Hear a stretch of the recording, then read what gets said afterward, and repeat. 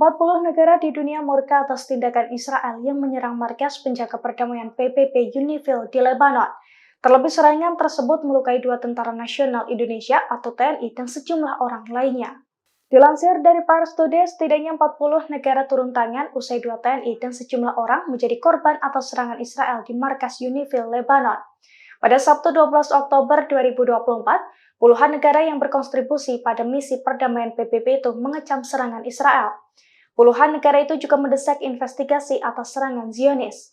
Dalam rilisnya, 40 negara itu menekankan bahwa serangan Zionis ke PBB harus dihentikan. Di waktu yang sama, negara-negara itu juga mendesak pihak-pihak yang bertikai di Lebanon untuk menghormati kehadiran pasukan UNIFIL dan menjaga keamanan serta keselamatan mereka.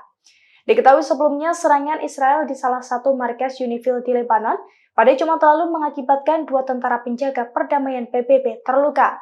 Sementara pada hari Kamis lalu, 2 tentara nasional yang tergabung dalam UNIFIL juga dikabarkan terluka akibat serangan tank Israel. Selain itu, serangan Israel juga melukai setidaknya 5 orang lainnya dan menyebabkan kerusakan. Download Tribun X sekarang, menghadirkan lokal menjadi Indonesia.